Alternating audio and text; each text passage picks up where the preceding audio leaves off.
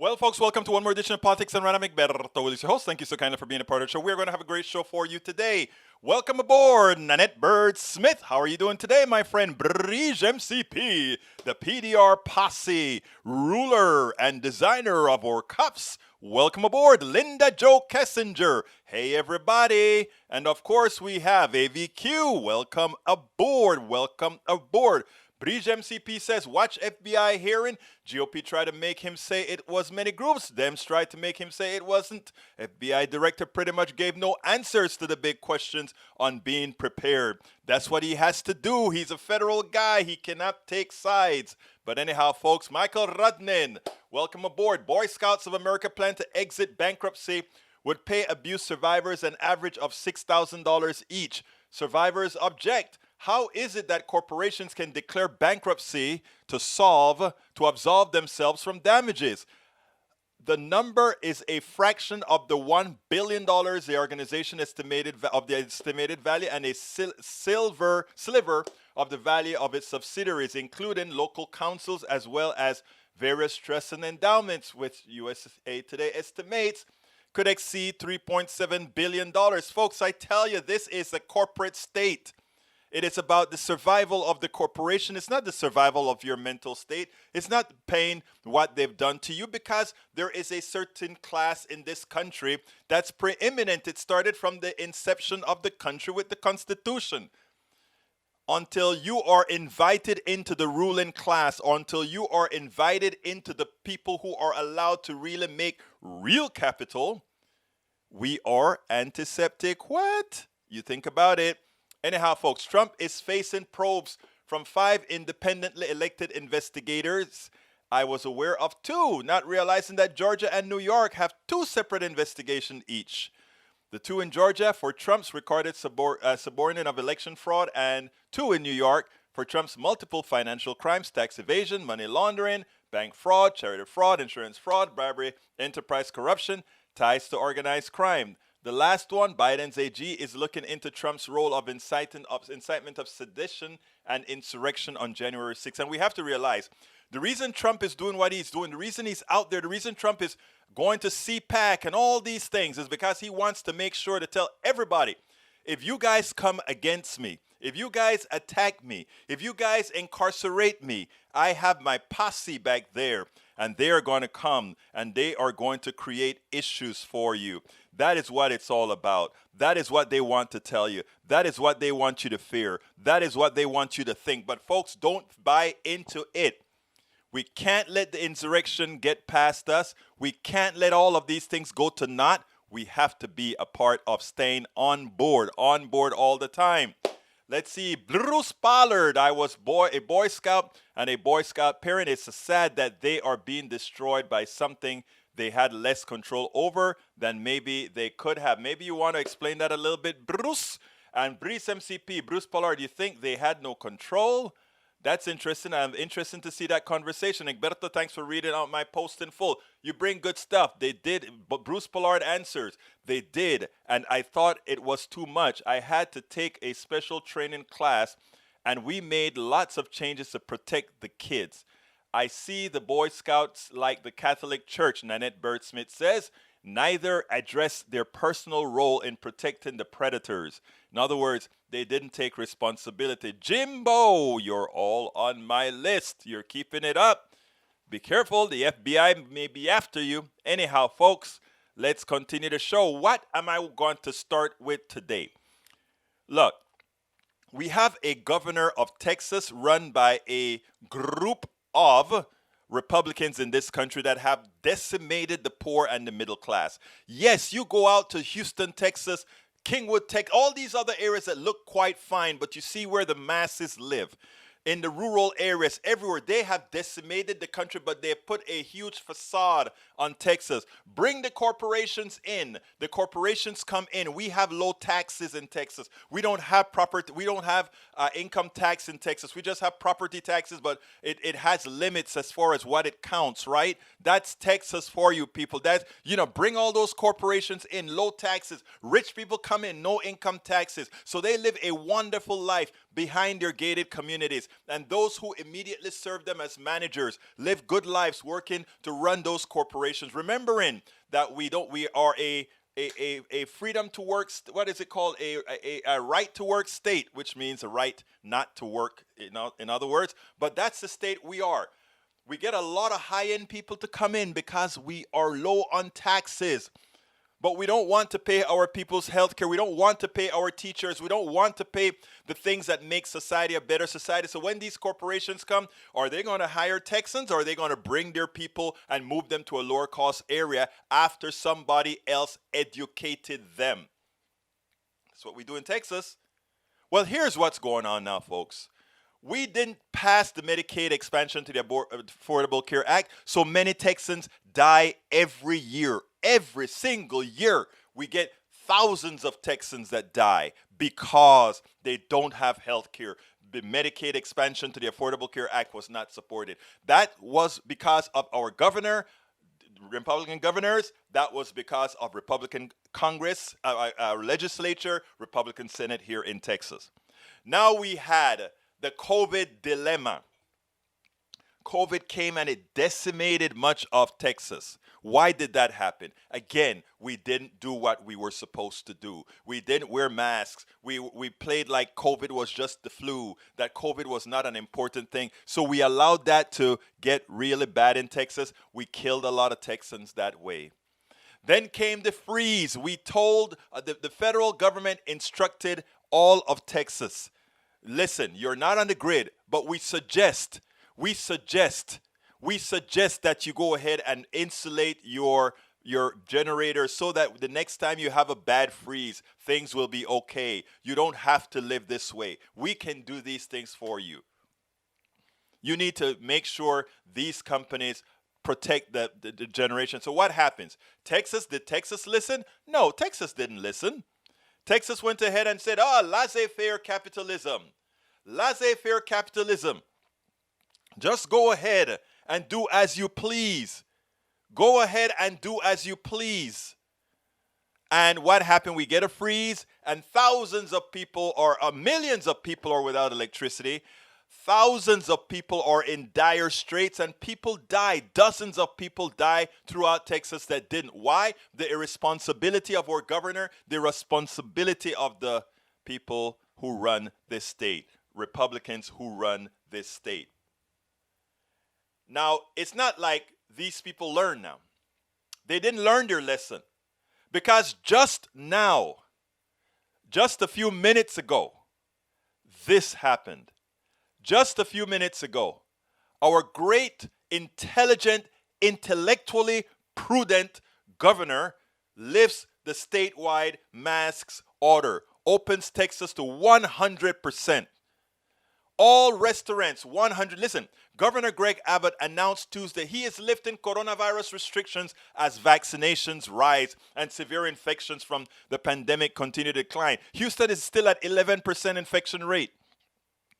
Too many small business owners have struggled to pay their bills, he said. This must end. It is now time to open Texas 100%. Well, if you open and they get a whole lot of business for the first few weeks and then people are sick and dying again, and his employees are sick and dying again, what difference does it make then? The rollback will begin next Wednesday with businesses across the state able to open at full capacity. Abbott's statewide mask mandate is also being lifted. Abbott said local officials will be able to impose limited restriction again if the percent of local hospitalization from COVID-19 rise above 15% of total hospitalization. Public health experts have worried that rolling back too quickly could lead to new outbreaks. By the time you've gotten to 15%, it's too late. You are on a cascade down. Speaking to business leaders at a packed restaurant in Lubbock, the Republican governor cautioned Texas to continue to follow recommended guidelines, including distancing and wearing face coverings. Okay, he wants to open the restaurants at 100%, but he's telling you, but take personal responsibility. Keep your distance and wear your face coverings. But you just said you don't have to wear the face coverings. That is sick. This does not remove personal responsibility. Personal vigilance is still needed to contain COVID. But you haven't done that, Governor. You have not done that, Governor. He is killing people again. So we had not expanded the Medicaid expansion to the Affordable Care Act, killed a lot of Texans. The initial response to COVID-19 killed many Texans. Ignoring for 11 years the winterization of our plants killed many Texans. And now he's doing it all over again by prematurely. Why not wait 2 months? Let the vaccines take over. Let's get to herd immunity. Why not do things right at first? If we had worn masks for 2 months in the beginning, if we had done this in March of 2020, we would have arrested the virus. Oh, that is, you can't be sure of that. Yes, we are sure of that. How do we know that? Because Australia did it. Because New Zealand did it. And when they find people, they put them away. And then they can live a normal life. But we were so into a crazy false freedom that we just decided that we could do as we please. Don't take my freedom away. Your freedom, your freedom not to wear masks is your freedom to kill me when you expound on that thing. When you give me that virus because you don't wear a mask, you're taking away my freedom. Society is important, people. I want every Texan here to remember, and for those of you that are not in Texas, that have governors that are behaving the same way that our governor is behaving, please remember what they're doing. Please remember that they're responsible for the murder of people in your state. And I do not say that lightly. If you cause the death of people knowingly, if you know your actions will cause the death of people knowingly, then it is murder what you're doing. It is important that you realize that. And I know what you're saying, Breach, survival of the smartest, yes. But you know what is a problem? One of these clowns can go ahead while you are walking through the streets and lay on, cause your infection. You're protecting yourself as best you can, but there's always that little bit that you could get if everybody isn't being protective. If everybody isn't being protected. Anyhow, let's go ahead and get busy. What is the show really about today? But I just brought this up because this just came over the wire and I said, I got to bring this up because as it turns out, who the hell would believe that we would have a governor that would do this yet again? The second round again with COVID. According to our Lina Hidalgo, she thinks that one of the reasons he's doing this is to take all the stuff that they've been talking about, the freeze, to prevent that from actually being the subject. Michael said most COVID cases don't spread virus. It's the super spreaders we need to stop. According to Mountain data, as little as 10% to 20% of people infected with SARS may be responsible for about 80% of transmissions. On the flip side, a stunning 70% of infected people may not pass the virus to anyone, some data suggests. We should actually review that data. Let's see if DJ Pharaoh says, I know many in my state of Connecticut that hate having to wear masks, as I know our governor won't live until almost every other state does so. I keep telling these people that can't understand this, hey, be lucky we have this mandate. Absolutely so. Absolutely so. Folks, we have to get real. We have to get real. Okay, let's see. What is the program going to be about today? The program today is don't let the insurrectionists and enablers hide. Call them out at every opportunity. We have to do that. Because many Americans tend to have a short time span, a memory span or whatever you call it, mental span. And we forget. And we allow these guys to tell us crap, and then we come back and we vote them back in, and we vote them back in, and we vote them back in. Let's forget that. But anyhow, I'm going to start today with Republican senator who voted to convict Trump, threw him under the bus. Let's start supporting. When I say supporting, I'm not saying send them money, or I'm not saying doing anything. I'm just saying let's give them some moral support. Those Republicans who are trying to recover their party. In this case, even though I'm not a Cassidy fan, because this is a doctor that should know better, he should have had his state support the Medicaid expansion to the Affordable Care Act. I mean, when the Democratic governor became the governor of Louisiana, they did. But check this out. I'm not a fan of Louisiana Senator Bill Cassidy. I think all of those senators are full of it because they put ideology over humanity. I'm talking about specifically the Republican senators and sometimes a Democratic senator called Joe Manchin. But anyhow, that's beside the point. When you find one of them that really comes out and really throws Donald Trump under the bus, like Liz Cheney did, one of the few people strong enough to do so, ought to be commended. Check this out from Cassidy. I'm sure you've heard Congressman Liz Cheney say President Trump should not have a role in the Republican moving forward. What do you think? We've got to win in 2 years. We've got to win in 4 years. If we do that, we'll do that by speaking to those issues that are important to the American people.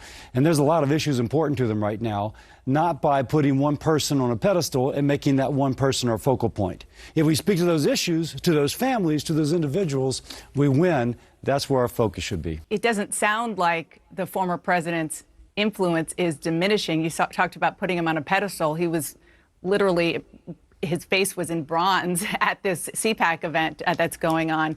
Top Republicans are flying down to Mar-a-Lago to meet with him. My understanding is that the essence of his speech will be that he's not going anywhere. So can the GOP move forward in the direction you were just talking about with Trump still very much in the spotlight? First, CPAC is not the entirety of the Republican Party. That's number one. Number two, political organizations and campaigns are about winning. Over the last 4 years, we lost the House of Representatives, the Senate, and the presidency. That has not happened in a single 4 years under a president since Herbert Hoover. Now, if we plan to win in 2022 and 2024, we have to listen to the voters. Not just those who really like President Trump, but also those who perhaps are less sure.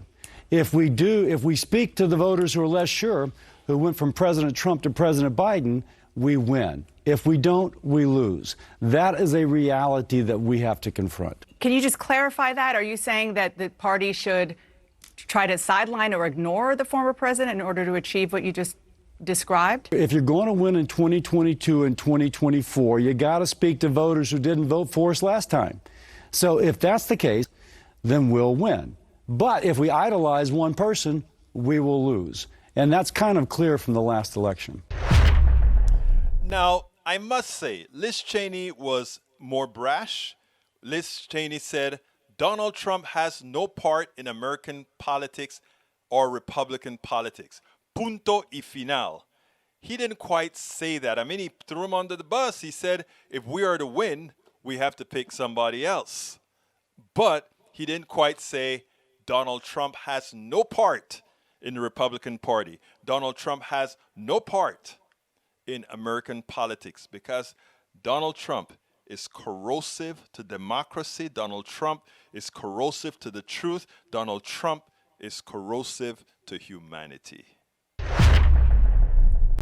Hey, first let me respond to my brother here, Lee Grant. Are all 74 million who, like me, voted for Trump enablers? If so, you need to call me out. I'm not calling you out, Lee Grant. Let me remind you of something. I don't call out the 74 million people. There are a lot of reasons people voted for Trump. Many of them selfish. Oh, my 401k looked great. The country is going to hell, but my 401k looked great.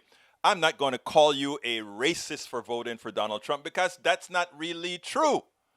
What I'm going to say is that you were misinformed, ill-informed, and made a wrong decision to vote for Donald Trump. And we can sit down on a cup of coffee and I can give you enumerate all the reasons why he has really hurt the country. And while he has helped a select few, many who vote for him are voting for him on a lie. And again, I don't place all the blame on the people. I place the blame on the media. I place the blame on the government for allowing us to for allowing misinformation to grab hold and not holding accountable using our airwaves to actually spread lies that actually have a material effect on our society. So no, I am not going to say, oh, I'm going to call out all you Trump people who voted for Trump. Are you Trump enablers? Of course you are. You enable him by the possibility of winning. Now, many of the people who voted for Trump has since recanted. They've since said, oh my God, I can't believe I did that. I have thousands of people who've done that. Thousands of people have actually left the party altogether. Now, if you stand for what this guy stands for, you're likely not here with the tonality that you bring, Brother Grant. So you want me to, you've been asking me to call you out a whole lot of time. You've been inching for me to get on you. I'm not, because I know that what you're doing, brother. All right, let's continue. Deborah John says that these Republicans need to be arrested and prosecuted for a crime against humanity. Deborah John, you have the sentence of the day. They should be prosecuted for crimes against humanity. I agree. I agree, because that is mass murder, what they've done. The Texas legislature has effected mass murder. So you and I are in agreement there, my friend. Okay, continuing. Let's see if I have any other quick one. Okay, let's go with the other video. The other video is every Democrat must use these selective words about the insurrection enablers this week. And look, thank you, let's see, E2247. I appreciate you reading my article at the Daily Kos. And I'm going to actually play the video that's in that article that I wrote at the Daily Kos now, because I think we have to get it down. And I think Eric Swalwell did a wonderful job. So thank you very much, E2247. Let's go. Congressman Eric Swalwell answered a question with regards to the FBI hearings on the insurrection, etc. I need you to listen to how he answered the questions, because this is so important for the narrative. It's so important the way we actually express words. You know, the Republicans in general are very good at this. Their message consistent, their message on target, their message all of the times. Listen to Swalwell, and then let's take it on the other side. My question to you, Congressman, is what are your open questions? Will this happen again, Katie, is the question that we all have. We're going to have more events at the Capitol. And the reason I say that is that we saw today that many of the people questioning FBI Director Wray were people who were responsible for the big lie that was told that brought so many to the Capitol on January 6th. Many of the people questioning Director Wray went to the insurrection reunion this past weekend in Florida, showing no remorse for what they did, and continued to advance this idea that Joe Biden is not the legitimate president. And because that is the case, these individuals have been inspired to believe that Joe Biden's not the legitimate president. And I'm afraid that that will inspire them to take on further acts against the government. We didn't get a lot of answers about the intelligence leading up. I mean, the director did say that there was chatter, but as he said, it was unverified chatter. As Elizabeth Newman said, it's kind of hard to find verified chatter within these communities. How do you equip our intelligence community? What moves would you make to make them better able to respond to this sort of thing that is now bubbling up online? I was encouraged that the director referenced increasing the number of agents who and number of cases that they have on violent extremists or white nationalists. That's positive, but I also think we're going to need more resources to understand how they recruit, radicalize, and target individuals. Also hoping that newly appointed Attorney General Merrick Garland, when he's in office, will stand up more resources as well. But again, I just want to step back and say that this was a massive intelligence failure because the public knew this was going to happen.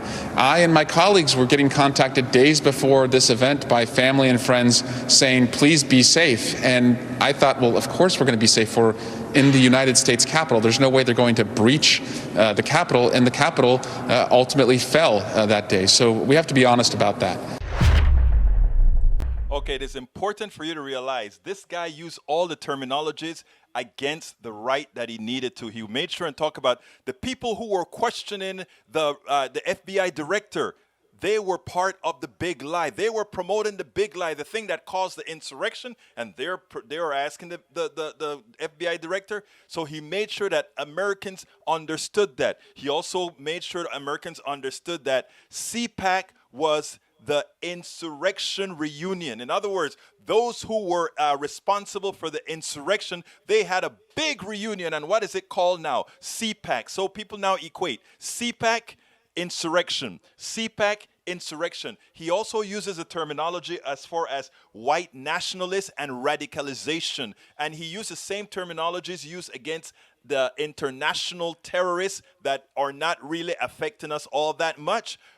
Versus the current traitors we have in this country, a whole bunch of militias, white nationalists, and all these people that like to sing glory, glory, hallelujah, like to sing Blue Lives Matter. But when they're in front of Blue Lives Matter, who are not doing the things that they necessarily want to do, they have no problem cutting them by the knees. They have no problems attacking our government. They have no problems whatsoever to inflict the same type of damage any other third world country would inflict on their own government whenever they feel like, I want to just take over. So listen to Swalwell.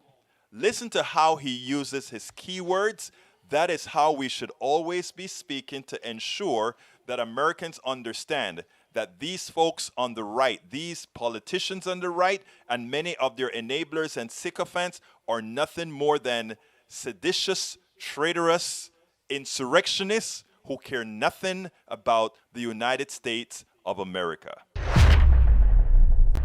Absolutely. So keep that in your mind, and keep it in your mind. CPAC insurrectionists, CPAC white nationalists, CPAC folks who don't really care about what America stands for.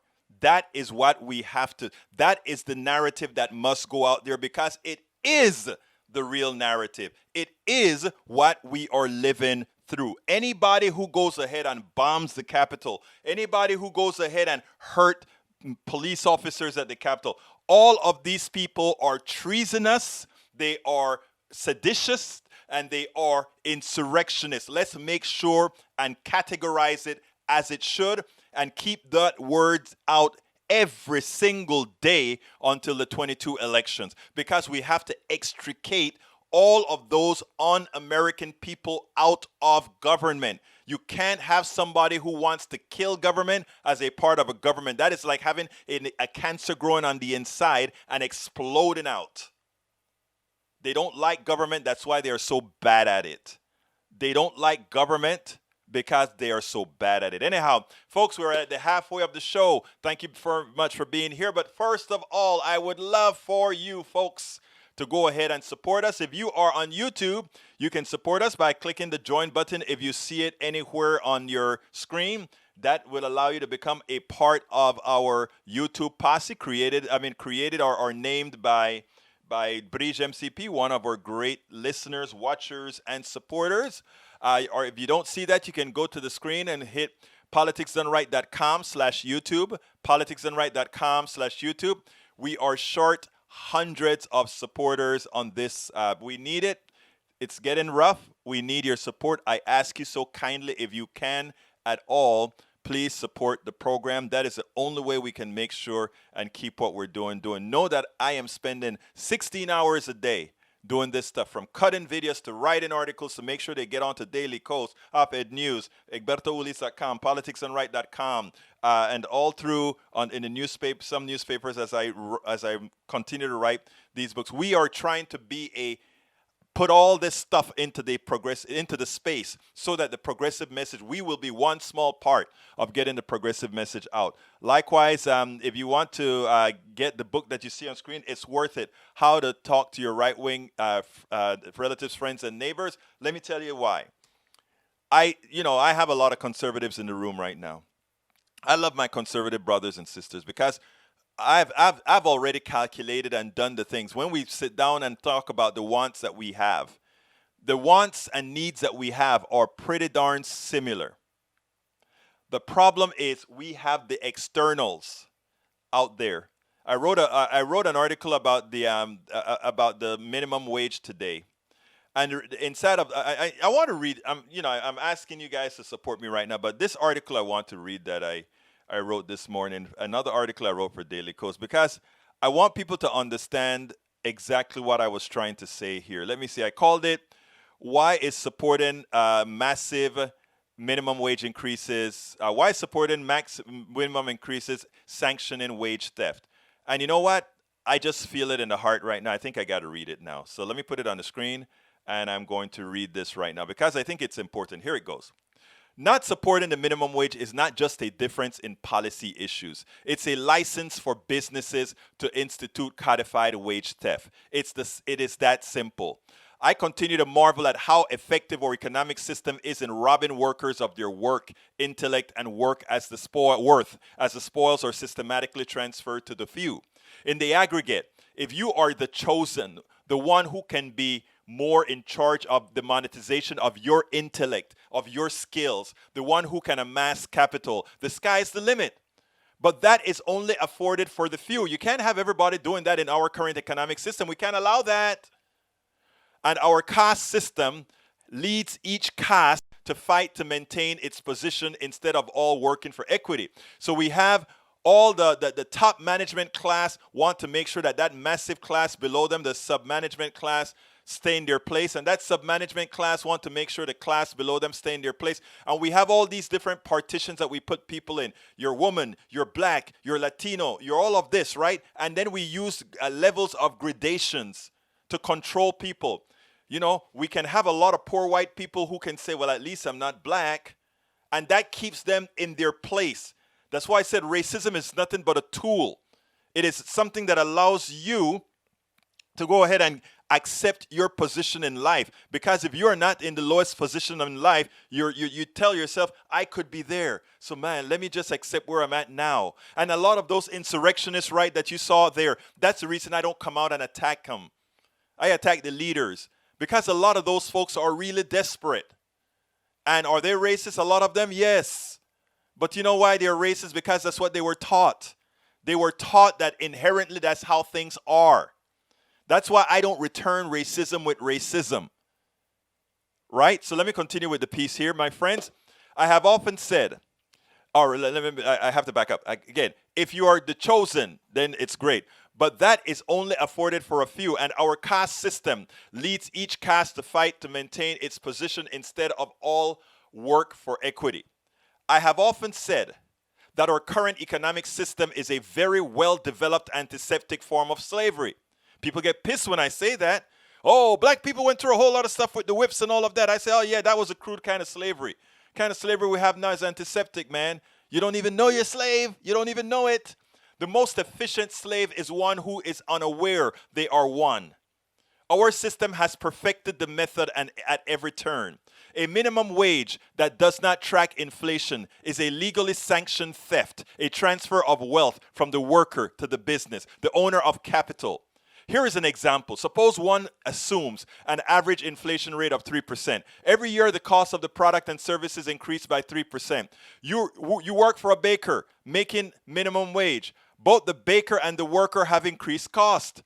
Then the baker likely raises the prices by a few pennies. The only person not in control of their destiny is the minimum wage worker. It's the worker, period. The baker can make more profit because the only price he is not demanded to pay are the employee's wages. He got to pay more for the flour. Nobody going to stop him from paying for the flour. He got to pay the money for the flour. He has to pay the increased rent. He has to pay the increased light bill. But the one thing he has control of, I don't have to pay. If the government doesn't create a even playing field that I have to pay that worker, to hell with the worker. I don't have to pay him. He can live on that same minimum wage for 10 years, for 20 years like we did before. That either becomes the baker's profit. Not paying you becomes the baker's profit. the baker's profit or the baker's goodwill to his customers. But ultimately, the minimum wage worker loses economically. Until we are honest about how corrosive our economic system is, income and wealth inequality will continue rising. It is a feature in every part of our economic system, from the stock market to corporate organization to patents and many aspects of our economic system. I discuss these often. Too often we think it is the other person that is indoctrinated, right? A lot of times we progressives, a lot of progressives are super capitalists, and they believe in doing things right, and it's those right wingers that are indoctrinated. A lot of those right wingers are smart. They're living in country towns and they know life is hard. They don't understand economics, but they know life is hard and they know the system is not working.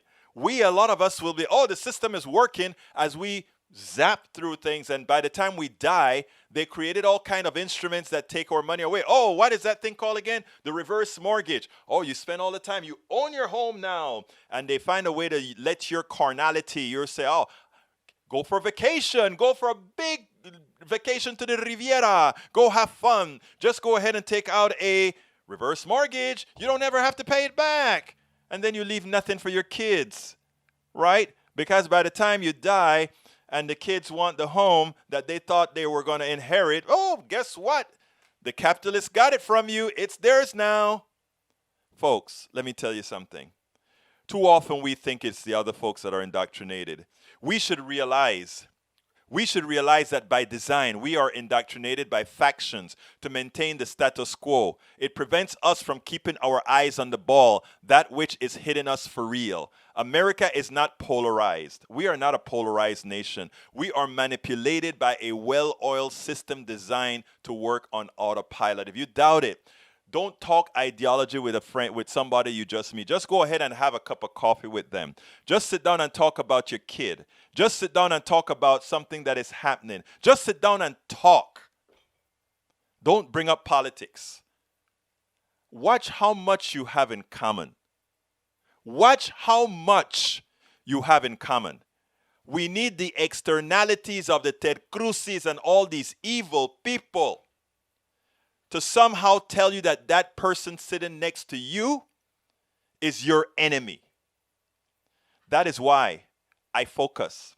Even when my carnality tells me, it irks me that there's this guy sitting next to me that I know is a racist, that this guy sitting next to me that I know he hates my guts for some reason, that I don't return the favor, because I understand it was all a manipulated act. And the only way we break the manipulated act, if on an individual basis, we take control. Because if we take control, they lose control. If enough of us take control, they lose control. And once we get that in our heads, then we can honestly start to change the system. That is a tactic that I'm trying to teach. Remember, most people, some people get pissed when I say this, most people are good. Most people are good. All right, folks, please support us. Go ahead and hit that join button if you're on YouTube, or if you're not on YouTube or you don't see a join button, go to politicsdoneright.com/YouTube and support us. We really need your support. Likewise, you can instead go to our Patreon. That is politicsdoneright.com/Patreon. Politicsdoneright.com/Patreon. That is spelled Patreon. Patreon. And of course, we always take PayPal. We love PayPal as well. Not the people who founded PayPal, but we love the transport to get it into our website. So go to politicsdoneright.com/PayPal, politicsdoneright.com/PayPal. Support us our YouTube has a rack there with some of our little things that we have as well. You can get a few things there, or you can go directly to our store and go to politicsdoneright.com/store, where you can get all our books. We don't only have As I See It, Class Warfare.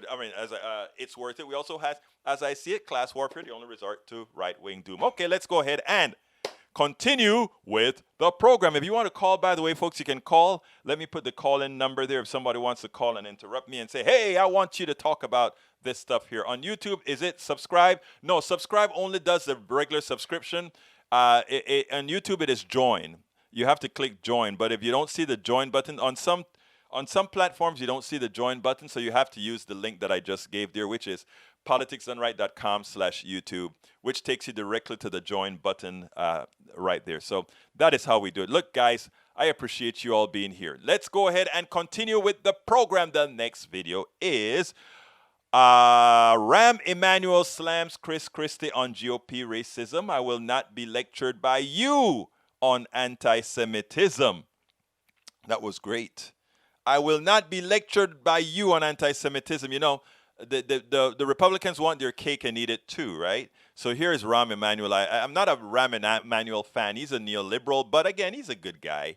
And here's what he had to say.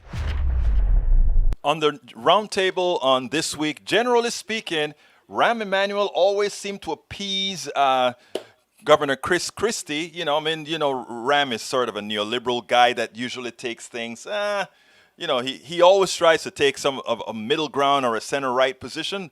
Well, this time he's had it. I want you to listen to this, and we'll take it on the other side. Because he has legitimized racism and anti-Semitism as part of the political dialogue. That's right. Until the Republican Party, which is a house... Wait a second. I said, listen, you are a house divided, your party. And he has legitimized the ugliest parts of anti-Semitism, racism, and xenophobia. And the Ronald Reagan Party, when David Duke and others came in that party, rejected and spoke out, and nobody in the party has the leadership or the character to attack that. By the way, that's simply, wait a second, though. That's simply not true. There have been plenty of us who have sat out here you are a minority voice and spoken against it. Well, you know what? That's what happens when a party is divided, Rahm. And you've been a minority voice in your party at times. I've been a minority voice in my party, and sometimes we've both been in the majority. Let's just hug it out then. What matters is, do you stand up for your principles or don't you? Yeah. And there are lots of Republicans who will continue to stand against principles. Will continue to stand against white supremacy. And yes, they have. There have been plenty of Republicans who have. They have not. I apologize.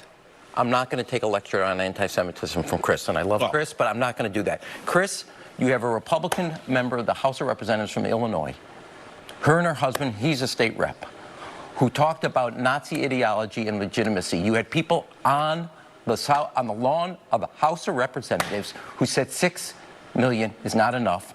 Camp Auschwitz, and it did not come to the condemnation of the Republican Party because they are still of the view that the Antifada and others were part of that protest. I am sorry. The party needs to reject anti-Semitism, racism, and xenophobia if it's going to be a majority party anywhere in the country.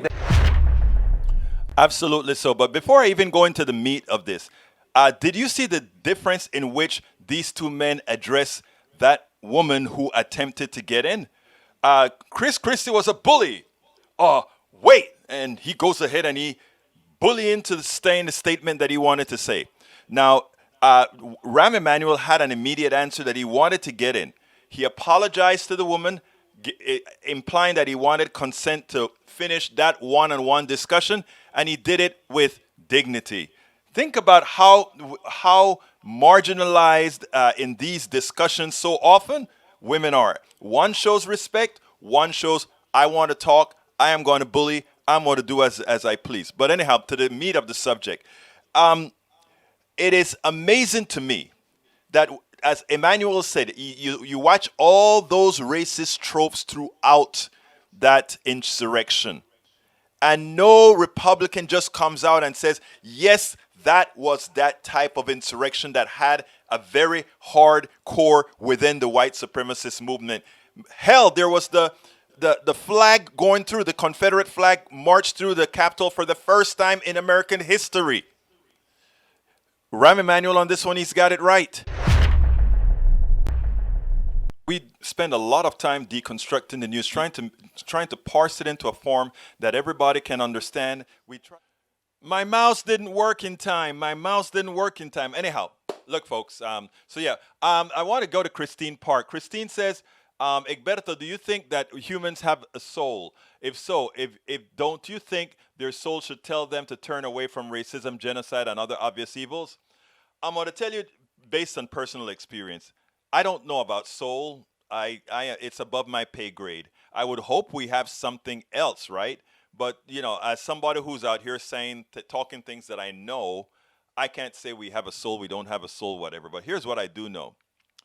I before I try to I try to critique myself before I critique anybody else. And here's what I mean.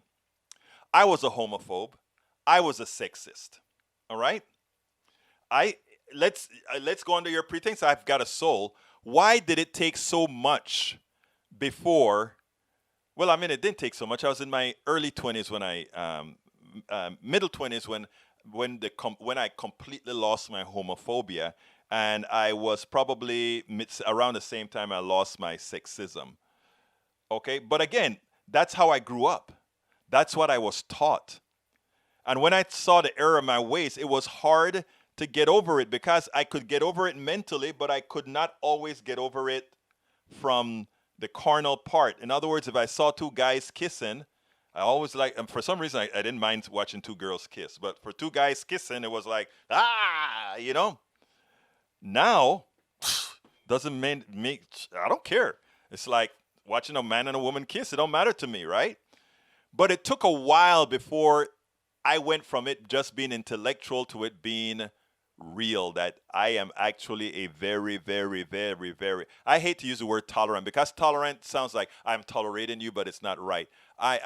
There's another word that I should learn to use. I don't know what that word is, but anyhow. So now I'm going to put that on the racist person now. If you grew up racist, and I had this good talk with this older lady, I think I played it for y'all, where she analyzed herself and she said, I grew up in the South. I have to be racist because I think I told her, it's not about just being up in the South that make you racist. I mean, you can be up north. America is just a racist country. That's what we were taught. I'm not trying to, it's just what we were taught, So, so my thing then is how you get out of it. And when, you could see her going through the motions of liberating herself from her most inner weird thoughts. I've had people come up and tell me before, because they felt they could talk to me, that they were scared of black men. And this person asked me, it's a woman. She said, why is it? And then I asked her the question, why is it? Are you scared of me? No. Why not? I'm a black man. And then I said, there's your answer. You see, you know me. You are familiar with me. You have a caricature of what the other looks like. But when you are able, and that's the good part about integration, right? The bad part about integration is it destroyed minority communities where they had the doctors, the lawyers, and everybody fixed within the minority communities. Everybody spread out. A lot of that got hurt, and then we got you understand what I'm saying. And I said that is what the important stuff about, as you develop more familiarity with other people, you realize, oh man, they put their pants on just like me. They care about their kids just like me. They care about the same things I care about. And suddenly all of that goes away. That is the biggest fear about the insurrectionists, the people who build on the insurrectionists. They know if we as progressives, all of us, all colors, all races, all whatever, real progressives that don't have that have mitigated most of that racist trope from within. If we went into Appalachia and started doing stuff out there, if we went into these places, I mean, you have those people that just have hate. I'm not foolish, I'm not naive. But we can mitigate a lot of it. A lot of people, when they find out certain things, they sit down, they're human. And they sit down and like, damn, why did I live such a cooped up life when life could have been so much more expressive? I was on a show a couple of days ago with Living Room Conversations. I did a living room conversation. Look up that, guys, livingroomconversations.org. I did a program with them since it's Black History Month. We did a program on race, and I looked at them and I said, I don't want people not to see me as, when I walk into a room, not to see me as black. When my white friends walk into the room, I see them as white. I see them as my friend. When my Latino family or whatever, I see who they are. When I see that they're skinny, fat, medium, whatever, I see all those things are who makes us. what I want you to feel is that that is just a part of the sancocho. That's what I was telling them in the living room conversation. What I told them is, look, when I have a salad, I don't grind up the nuts and the lettuce and the stuff and just put it all together. I can do that. I mean, I can have me a smoothie, but I don't always want a smoothie. Sometimes I want the cherry, and sometimes I want the cantaloupe and the blackberries and all of that. I'll eat them separately, but sometimes I want the smoothie too.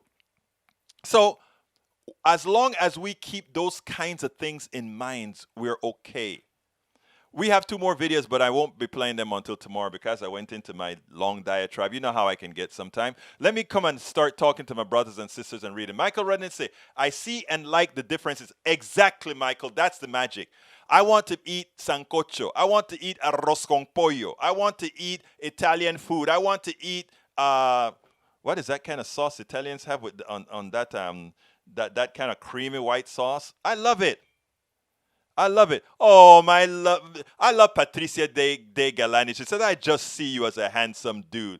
Oh, I love you, girl. Keep it up. Smoothies for all. Medicare for all. I love you, E2247.